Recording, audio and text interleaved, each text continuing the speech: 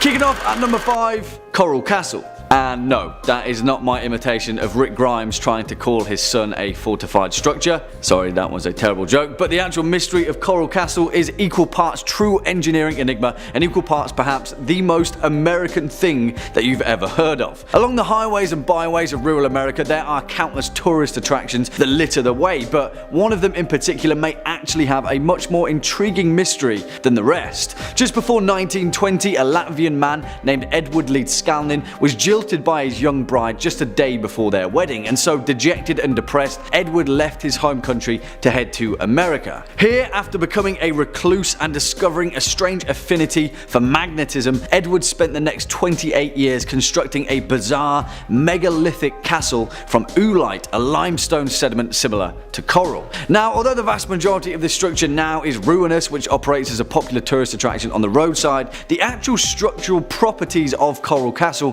have baffled people for decades. Given the fact that Leedskalnin worked completely alone, shifting over 1,000 tons of oolite rock into place with no conventional machinery and no other means of hauling such a large amount of minerals and materials. As the legend goes, at one point a few local teenagers claimed to have stumbled upon Leedskalnin working on the structure late at night, reporting that he had caused the blocks of coral to move like hydrogen balloons, floating perfectly into place without the aid of any tools. Strangely enough, this led to wild rumours that Leedskalnin was using telekinesis to build the castle, a claim which he refuted. In fact, the only tool that Leedskalnin ever spoke of using was a machine that he referred to as a perpetual motion holder. Before his death, whenever he was asked how he constructed the place, he simply stated that he understood the laws of weight and leverage well, and on several occasions he stated publicly that he had discovered the secrets of the pyramids, and that once you know how to do it, it's easy. I mean, this one is a little tongue-in-cheek, but what do you guys think? Another eccentric recluse with too much time on his hands, or a structural genius that had insight into a long forgotten knowledge? Let me know. Coming in at number 4, Kaspar Hauser. And who the hell was Kaspar Hauser? A mystery that has completely perplexed historians for nearly 2 centuries, leading to an insane web of speculation, an entire network of conspiracy that extends its tendrils all the way to the royalty of Napoleon. On the 26th of May 1828, a teenage boy appeared on the streets of Nuremberg, Germany. His name was Kaspar, a boy of 16. He was filthy, could speak only a few words, and had a letter with him addressed to a captain of the Bavarian cavalry. He kept repeating the phrase, "I want to be a cavalryman as my father was," in Old Bavarian, but the city guard dismissed his ramblings and imprisoned him as just another vagabond in Nuremberg Castle. His strange origin drew the attention of the city's mayor, who claimed that despite his stunted appearance, the boy had an excellent memory and was quick to learn. Eventually, after befriending the mayor, Kaspar spoke of what he could remember of his life before, and explained in great detail at living totally alone in a darkened cell 2 meters long,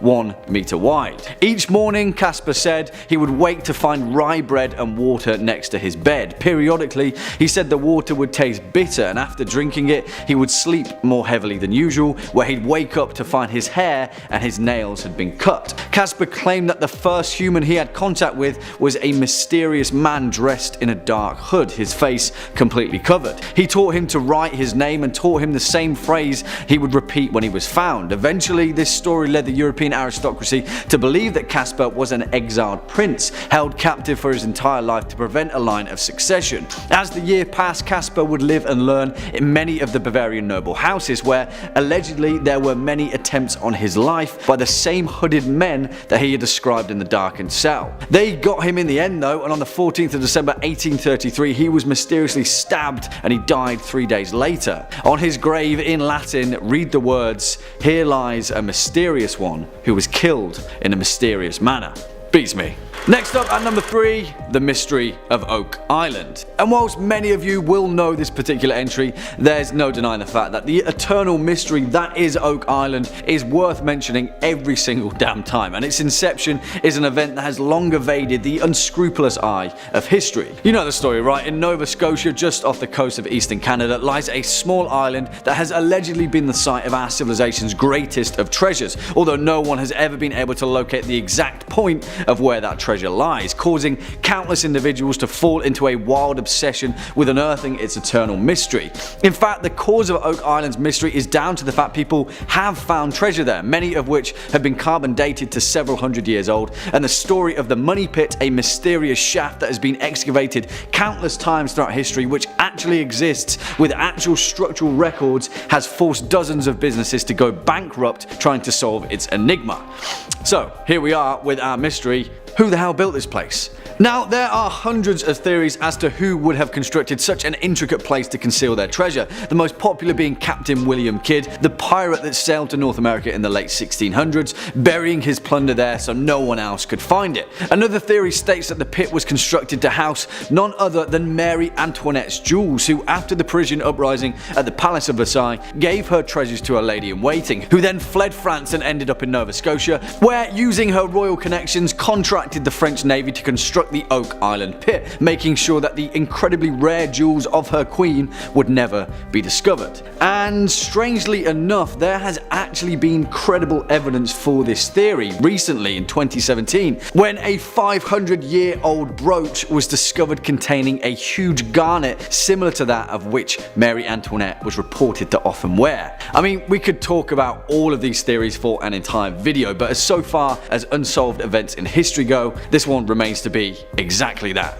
Swinging in at number 2, the Yonaguni Monument. Okay, where do we even begin with this one? Because if you've seen any of our Ancient Mysteries series, then this one definitely deserves its place amongst their ilk. But the event that we're possibly alluding to in the case of the Yonaguni Monument may be a geological enigma that predates known civilization itself, involving an entire continent submerging deep beneath the ocean. Yeah, and whilst that may sound like a massive leap, let's just take a look at the strange properties of the Yonaguni Monument before we jump to any kind of conclusions. Off the coast of Japan, submerged beneath the southernmost Ryukyu Islands, lie a formation of potentially man-made monoliths, which has led to decades of debate as to the true nature of this strange geological formation. The monument itself consists of very fine sandstone and mudstone, with its main feature being a rectangular formation measuring about 90 feet tall and consisting of several other strange formations that seemingly don't make sense as to how they have been naturally formed. Now, despite this massive debate between the Yonaguni Monument being natural or man-made, perhaps the most mind-blowing theory comes from the renowned geologist Robert Schoch of Boston University,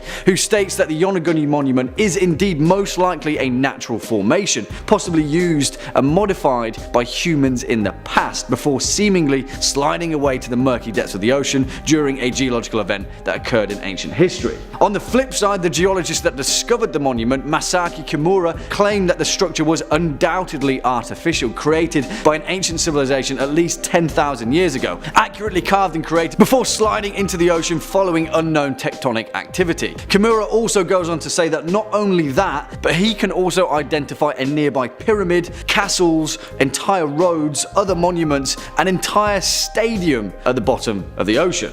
Yeah, this one is quite something. What do you guys think? Let me know. And finally, coming in at our number 1 spot, the creation of Baalbek. Because, holy moly, if this one isn't one of the most mysterious unsolved events in history, I'm not entirely sure what is. Who the hell built Baalbek in Lebanon, the most mysterious ruins of the entire Roman Empire, a monumental, supposedly 2,000-year-old temple to the god Jupiter that sits atop 3 separate 1,000-ton stone blocks? To put it into perspective, the monoliths at Stonehenge weigh about 1/40th of that. Yeah, you heard that correctly. 1,000-ton stone blocks. And despite being the diligent record keepers that they were, there is no record of who ordered this temple to be built, how these monolithic stones were cut, why they were cut, or how they even came to be, and how the temple itself came to be abandoned, because for the most part, whoever built Baalbek just up and left. Now, there are many mythological and cultural legends as to the origins of Baalbek. Some say that Cain built it to hide away from the wrath of God. Others say that giants built it at the command of Nimrod, which would eventually become the Tower of Babel. In fact, in the Epic of Gilgamesh, some claim that the intergalactic landing pad alluded to in its tale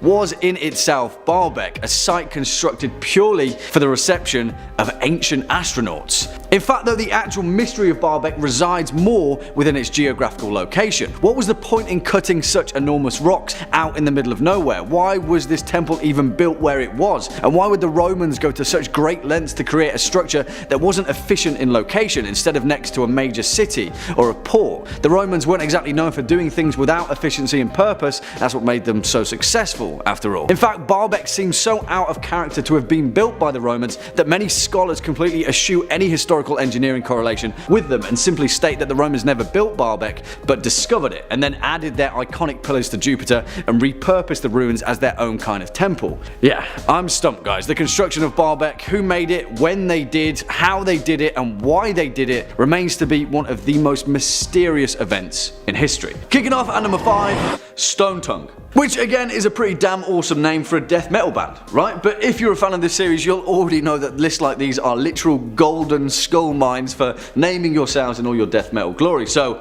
metalheads that are looking for a band name, take note, please. And also, thank me later.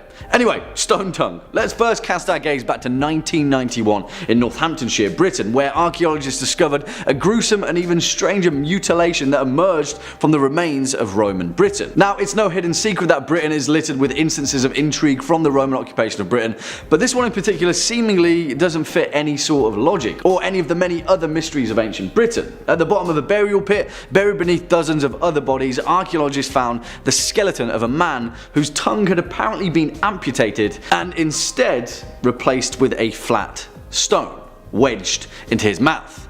The burial site at Stanwick near the River Nene dates back from between the 3rd or 4th centuries, where people in Roman Britain would have congregated in small farming communities. Now, it's certainly not rare to find makeshift burial pits in Roman Britain. In fact, they are a dime a dozen. But the strange thing was, this guy was buried at the bottom, face down. And not only was he buried face down, which would usually indicate some sort of fear of him by the community, but his tongue was cut out and replaced with a stone. As researchers noted, this was something that just hasn't ever been identified as a practice so far in archaeological records. There are no other known occurrences of this ever happening in Roman Britain, so far anyway. And the fact that this was on top of the matter of him being buried face down, well, who the hell was he? What was he doing? It is believed that the man would have been in his 30s at the time of his death, and one theory is that he had mental health issues and was actually responsible for severing his own tongue.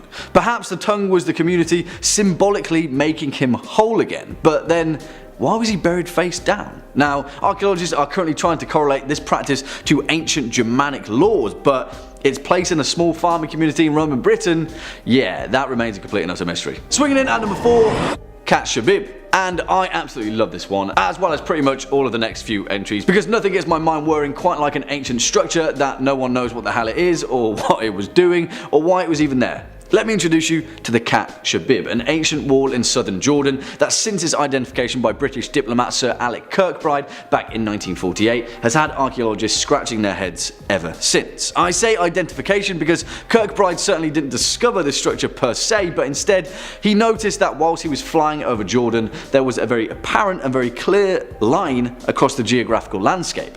A wall, in fact, that ran 150 kilometers, making it the longest linear archaeological site in Jordan. Now, why would anyone build a wall of such length? Now, the Romans had reason to with the Picts, ancient China had reason to with Genghis Khan, but Khatt Shebib? What's that all about? The thing is though, whilst the purpose of this wall is the frantic subject of debate, we do know who built it. The semi-nomadic Bedouin people led by the Arab prince Amir Shebib. Historically, there is a certain recognition of the Bedouin people using the wall, but there is still no concrete evidence to determine its purpose. Archaeologists during the 1940s and 1950s argued that the Khatt Shebib was used for military and defense purposes. However, there is a clear problem with that assumption. This wall is far too low for it to have ever been a successful defensive mechanism, and although it is massive in length, at best estimates it stood at around just 1.5 meters high. What was it keeping out? Not a lot. So then why have archaeologists also discovered over 100 ruined towers across its span? Yeah, more and more questions. Oh, and also, did I mention that best estimates point toward it being built in the Iron Age? Yeah, Khatt Shebib everybody, a complete and utter mystery. Next up at number 3, the Golan structure. Alright guys, if Khatt Shebib had you scratching your head, then the Golan structure is going to require some form of head scratching machinery. Let me introduce you to the Golan structure, also known as Rajum el-Hiri, an ancient megalithic monument that resides in the Israeli-occupied portion of Golan Heights, just off of the east coast of the Sea of Galilee. Made up of more than 42,000 basalt rocks arranged in concentric circles with a mound that is 15 foot tall at its centre, the Golan structure has often been referred to as the Stonehenge of the Levant. Why? Well, of course, because it dates back to at least the early Bronze Age, to between 3000 and 2700 BCE. So what is it? Who built it? What purpose did it serve? Yeah, that'll be a we don't have a freaking clue on pretty much all of those points. The outermost wall of this structure is 520 feet in diameter and 8 feet high, and since archaeological excavations have thus far yielded very few material remains, most Israeli archaeologists believe that this site was certainly not of a defensive position or a residential quarter, but most likely, as the vast majority of these enigmas are, it was a ritual centre. And not only that, but a ritual centre that is possibly linked to the cult of the dead. But on that note, there's even more of a mystery, because so far no human remains have ever been found at the site, only objects pointing to its function as some kind of tomb. And also, hold on to your hats guys, because this is where it gets weirder. At the centre of the Golan structure, the actual entrance to a tomb was discovered, one that during the June and December solstices, its axis is perfectly aligned with. Yeah. More questions, fewer answers. The thing is though, as its namesake as the Stonehenge of the Levant, no other structures of its kind have ever been discovered, which is even more of a head scratcher considering the fact that in ancient Britain as well as in South America, structures like this are pretty common. Some believe that its purpose was to worship Tammuz and Ishtar, the ancient Mesopotamian fertility gods. Others suggest that it was used by the Dakmas of the Zoroastrians to lay out their dead and let the birds remove the flesh from their bones. Some say that it was a calendar or a site to observe the constellations for religious calculations. Maybe it was all of these things at some point in time, but as it remains, we may never know. Coming in at number 2, the Great Lakes Copper Mystery. Oh boy, here we go. If you're not already feeling perplexed at the mysteries of the ancient world, then I'm fairly certain that this one will knock your metaphorical socks off. In the wilds of Michigan's Isle Royale National Park, it remains a beautiful and remote location, but thousands of years ago, the island was home to a thriving mining industry. Yes, mining. The rich veins of copper that ripple through the site's bedrock certainly drew the attention of the early Native Americans, and the fact that they diligently used this ore to make tools and jewelry is evident still. But the actual extent of their operation remains a complete and utter mystery. Why? Well, because around 6,500 years ago, there is clear and startling evidence to suggest that roughly 500,000 tons of copper was mined from the land. 500,000 tons of copper, which simply put, is a staggering amount. Now, the copper culture complex is an astounding feat of ancient civilization regardless, but here is where our mystery takes another turn. You know why? Because Michigan copper is some of the purest copper on the planet. Keep that thought in mind. And 500,000 tons of it, well frankly put, there should be more evidence to its use throughout the Midwest. Now I'm going to take a little bit of a leap here, and I'm going to point us toward another ancient mystery, one that occurred off the coast of Turkey roughly around the 14th century BC. A shipwreck that was discovered just off the east shore of Uluburun, discovered by a sponge diver back in 1982. Now the Uluburun shipwreck is a bit of a mystery in and of itself, but it's with the content of its cargo that we're concerned with here. Within the hull of the shipwreck, over 10 tons of copper oxide ingots were discovered. Now, oxide ingots, which are named so down to the fact that they are shaped with rectangular handholds on either side, were relatively common in the late Bronze Age period of the Mediterranean Sea. You know what is weird? Testing on these ingots later discovered that they were extraordinarily pure for others of its kind. In fact, more than 99.5% pure. The oxides themselves were brittle blister copper with voids and slag bits that only occur when multiple pourings were made outdoors over wood fires. There is only one type of ore of this purity, Michigan copper, the kind mined over 6,500 years ago in the copper culture complex of North America. Yeah, beats me guys. And finally coming in at number 1 spot, the Ness of Brodgar.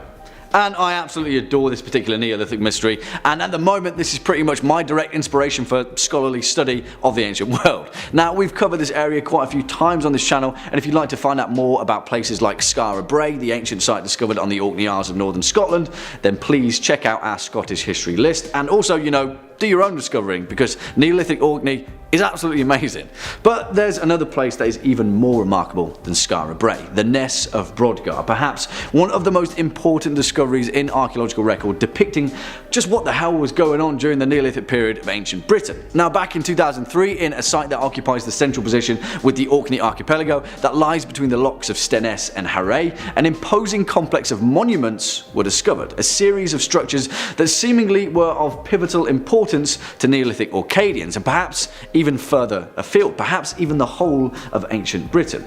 The site itself, which lies between the already discovered Ring of Brodgar, a Neolithic stone circle that has its own mysteries, as well as the equally mysterious stones of Stenness, dates back to at least 3300 BC. As of 2016, 14 structures have been discovered, with many of them being built on top of each other, suggesting perhaps an even older use of this site and a location of incredible importance to the Neolithic people of ancient Britain. Without a doubt though, the most impressive structure, known as Structure 10, which appears to be a Neolithic pyramid, is even more of a head scratcher. Yeah, I just said Neolithic pyramid. Around this site, which was used prolifically up until around 2200 BCE, after which it abruptly stopped, archaeologists have since discovered the bones of approximately 400 cattle, around which the carcasses of several red deer were placed, with many of their tibia bones being cracked and extracted for marrow, suggesting the site of a feast. Do you know what's weirder though? During this event, there is also evidence of the temple being largely destroyed, brick by brick. Seemingly, for some reason, the Neolithic Orcadians built this site as a place of incredible importance, used it for 1,000 years, and then one day threw a party and tore the whole thing down. I have no idea, guys, but most importantly, I want to know. Kicking off at number 5, the tomb of Antony and Cleopatra. Now, the legendary Roman politician and general Marcus Antonius, alongside his kindred spirit Cleopatra, may well be the most notorious lovers in the history of our civilization, and although mountains upon mountains of literature have been written about their star-crossed fate, the real mystery of Antony and Cleopatra came after they had both slipped from this mortal coil. Now, if you know anything about the Roman conquest of Egypt, you'll know that around 30 BC, Mark Antony and Cleopatra were not in the Romans' best books, and a general known as Octavian had waged a long and bloody campaign to bring Cleopatra's reign to an end, which he ultimately won, but sadly for us, that's where the trail runs cold, with no leads as to the two lovers' final resting place. One of the greatest unsolved mysteries in antiquity is the exact location of the final burial place of Antony and Cleopatra, but according to several ancient historians, Tonius and Plutarch to name a few, it was recorded that Octavian had permitted the two to be buried together, as their surviving children were taken back to Rome to be raised as Roman citizens. There are several leads that their tomb was located somewhere west of Alexandria, but numerous excavations throughout history have proven fruitless. However, they did come close, and between 2008 and 2009, reports of the prestigious Egyptologist Zahi Hawass having found evidence of their fated tomb came to light. Although no concrete evidence has been unearthed, relics and memorial coins of the lovers have been found in small ceremonial tombs, perhaps pointing toward Cleopatra's and Antony's tomb being somewhere in the vicinity. The excavation continues, but whoever stumbles upon the tomb of Antony and Cleopatra will unearth one of history's greatest mysteries. Next up at number 4, the sack of Baltimore. And now, I love this particular entry, partly for its many layers and potential implications, but mainly for the fact that it's a swashbuckling tale of chaos and carnage that seemingly came out of nowhere. On June 20th, 1631, a small village named Baltimore in West Cork of Ireland was randomly and viciously attacked by pirates. Not just any pirates though, but pirates from the Barbary coast of North Africa, which at the time was synonymous with the Ottoman Empire. Now, if you couldn't tell, that's quite a distance. This incident would go down as the largest attack by Barbary pirates in both Ireland and Great Britain, and seemingly the target was a tiny village tucked in the corner of the Emerald Isle. So it posed the glaring question, Why? Was it just a random chance of opportunity after the pirates had drifted off course? Perhaps, but it's not likely. See, the attack was led by a Dutch captain by the name of Jan Jansvoon van Haarlem, who had changed his name to Murad Rees the Younger, which, if you can't tell, is a bit of a curveball. But that curveball may have actually been thrown by someone else entirely. You see, despite being a small village, Baltimore was actually in the middle of a power play. At the time, it was under the control of a Gaelic chieftain, Sir Finian O'Driscoll, but the nearby English colony of Cork, led by a man named Sir Walter Coppinger, also had Baltimore in his sights. History is unclear as to who pulled which string, but all signs point toward the bizarre pirate attack being orchestrated by someone else entirely, in the hopes of seizing power away from O'Driscoll. In fact, several texts have even suggested that O'Driscoll's own relatives may have orchestrated the move, as they'd been exiled to Spain following defeat at the Battle of Kinsale. Whoever did it overestimated the bloodthirst of the Barbary pirates though, because following the raid, Baltimore was virtually deserted for several generations. The best laid plans of mice and men, yeah, you know what they say. Coming up next at number 3, St. John's Dance. And you may have heard mention of this one before, but perhaps not in this context. You see, it's important that we note that in modern times, St. John's Dance or St. Vitus's Dance is a terrible disease also known as Sydenham's chorea that affects the nervous system and results in a series of hysterical jerking movements of the limbs, often exhibited in young children. Generally speaking, it isn't infectious, but that doesn't figure to explain the countless records of mass hysterical dancing that occurred throughout history, of literally thousands of people across Europe being afflicted by a manic need to dance. The earliest known outbreak occurred in the 7th century and was primarily thought to occur during times of intense hardship, particularly affecting the peasant and working classes. So what? You're a peasant in Dark Age Europe and all of a sudden you just start dancing and can't stop, somehow infecting the rest of your village, town or city, until there's a horde of people doing the exact same thing, potentially collapsing from exhaustion or dying from a heart attack. Well, yeah, because that's exactly what happened. One of the most well-documented cases was in 1518 in the Austrian city of Strasbourg, where a woman named Frau Troffia began dancing in the streets, and within a month, 400 people had joined her. Yeah, she danced for a month and loads of people died. Now, there are many theories on the true explanation of St. John's Dance, and scholars still argue as to whether it truly was a real contagious disease or merely a social phenomenon. One of those theories suggests a particular fungi had infected their crops, and another suggests that it was all a misunderstanding and St. John's Dance was actually the practice of some secretive European cult. Yeah. Beats me, guys. Swinging in at number 2, the remains of Richard III. And this one, strangely enough, is the perfect blend of ancient mystery and potentially contemporary unexplainable intrigue. Because that's exactly what you all came for, right? Also, I mean, this one is already pretty much solved, but it's in the details where its mystery truly shines. We all know Richard III, right? A horse, my kingdom for a horse. But well, apparently this woman, Scottish author and historian Philippa Langley, knew him a little bit better than anyone else did. Now, it's important to note that history had long forgotten the final resting place of Richard III, the last Plantagenet king of England, and after his defeat at the Battle of Bosworth, his remains were scattered to the winds of history. After all, history is written by the winners. Well, let's fast forward to modern times when in September 2012, Philippa Langley led an excavation of a car park in Leicester city centre. A few signs pointed toward it potentially being the ruined remains of Greyfriars Church, but in the words of Langley, she had a strange feeling, one that she couldn't quite place, and something was telling her that Richard III was buried beneath that very car park. Now, the dig team was on a very tight budget and only had one chance at excavating a tiny portion of the car park. And guess what? The exact place that Philippa Langley had a strange feeling about turned out to be the final resting place of Richard III's remains. And not only that, but the parking space that he was buried beneath was marked with a large painted R on the tarmac, used to signify a reserved parking space. I mean, all of this can be explained away, right? Eventually someone would have found the remains of the dead king, but you can't deny the fact that the strange cosmic coincidence that led Langley to his final resting place is much more mysterious than the dead English king in a car park. And finally, coming in at a number 1 spot, the Tunguska event. And I absolutely love this entry for its cosmic significance alone and the potential warning sign that we should all be very wary of. Let's head on over to remote Siberia, where on the bright summer morning of the 30th of June 1908, a massive impact explosion, the likes of which has never before been seen in human history, completely flattened a remote area of the Siberian wilderness, covering over 2,000 square kilometers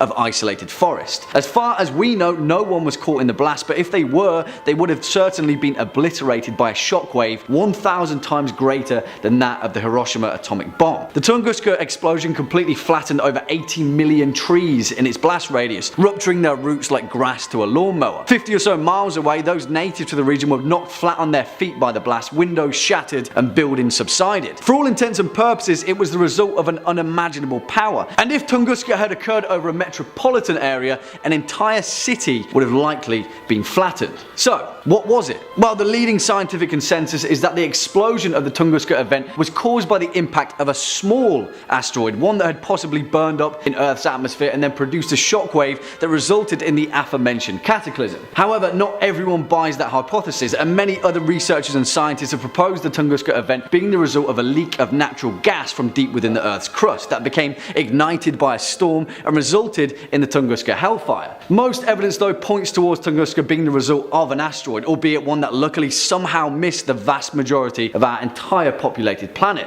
It's also important to note that researchers believe Tunguska to be the result of a small asteroid, which is a terrifying thought in itself. It poses an incredibly important question: how would our history have been shaped if the Tunguska event occurred somewhere else? What if its intended target had changed? And more importantly, are we prepared if it ever happens again?